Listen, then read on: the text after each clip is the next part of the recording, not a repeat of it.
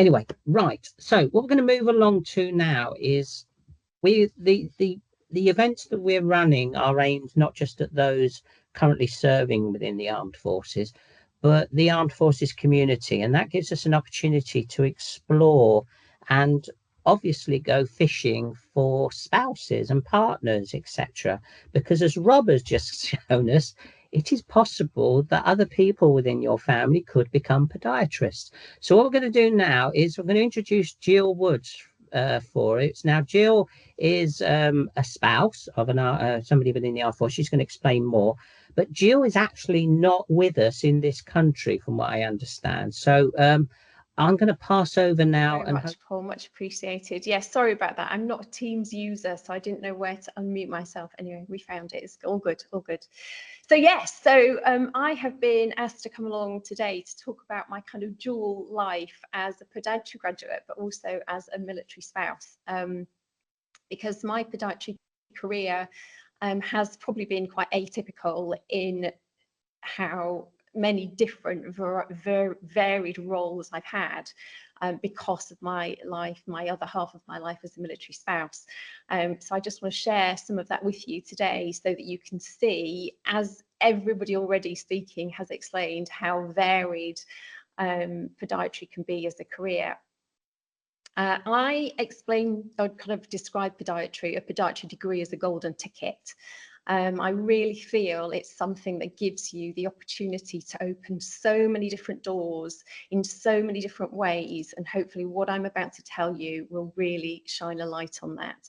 So I graduated from Huddersfield University back in 1995, which is a very, very long time ago. And I was very fortunate at the time. I did very well in my exams, and I was very fortunate to be offered the role as a clinical associate on graduation. So I stepped sideways straight into a kind of clinical role at the university. And so I kind of broke my teeth in podiatry as an educator, which was fantastic. And I absolutely fell in love with the whole education piece. At the same time, because I was worried about my clinical skills and wanting to develop my clinical skills, the university were very, very generous. And they lent me out to the local NHS. So I worked in the NHS alongside being an educator at the University of Huddersfield for quite a while, until a full-time lecturing post came up at the university, and I jumped with both feet into that. And that was what I was doing alongside running my own private practice. I came into podiatry because I wanted to run a business. That was why I did podiatry in the first place, never expecting to end up in academia and doing that thing. So as soon as I graduated, I started working on building my own practice. And alongside that, I also worked as an associate in another private practice to up my private practice experience. So I was working in the NHS, at the university, as an associate in another practice, and starting my own private practice all at the same time.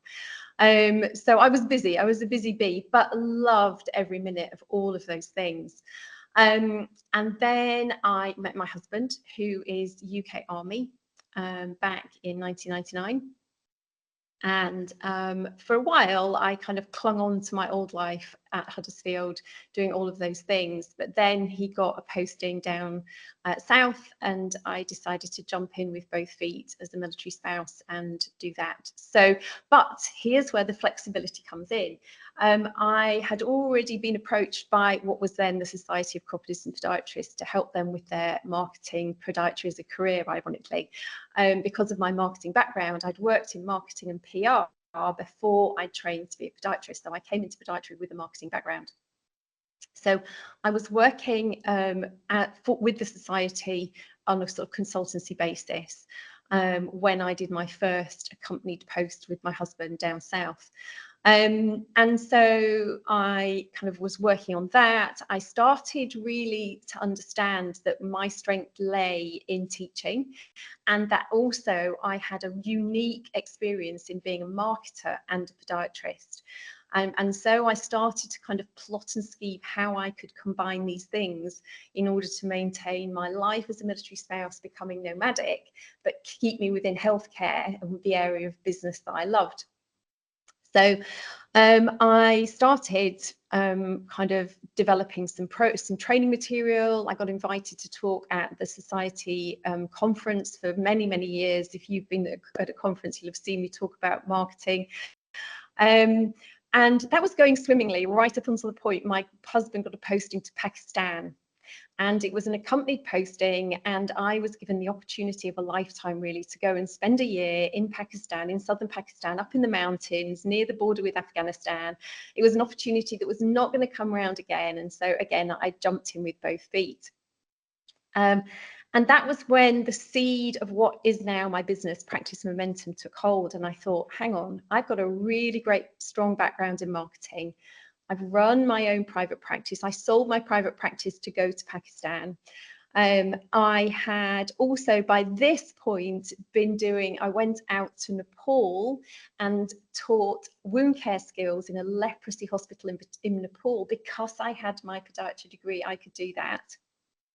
And I thought, I'm good at teaching. I know marketing.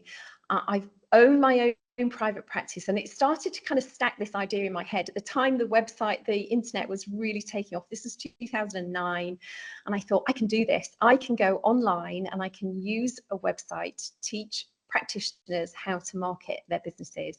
And that is what I started doing. So for the last 10 years, when we came back from Pakistan, I have been developing that business in terms of supporting all kinds of healthcare practitioners, not just podiatrists.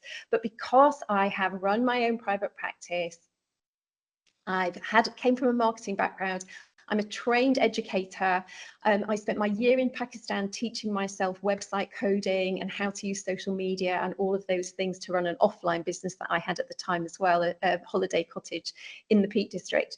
So, but my podiatry degree has been the common denominator through all of these things. It enabled me to go to Nepal. It enabled me to be a university lecturer. It enabled me to run a private practice. It enabled me to work in the NHS. And now it's enabling me to run Practice Momentum. And so I really wanted to just have this opportunity to explain, as a spouse who can't practice, that having a podiatry degree doesn't mean you have to be a podiatrist, but it still opens doors and it still enables you to have this incredibly flexible career. My time in Nepal was when my husband was away on a op tour. So I went for 6 months to Nepal when he went for 6 months to Iraq. And so this whole journey with him and my podiatry career has been enabled because of the flexibility and the diversity within podiatry as a career. So yeah, I just really wanted to make that point, that it's such a valuable qualification in terms of building what is now called a portfolio career, I think. But it's just so valuable, so rewarding, so fulfilling, and it really gives you this opportunity to make of what you want out of a career. And I say you don't actually have to be a podiatrist to work in podiatry with a podiatry degree.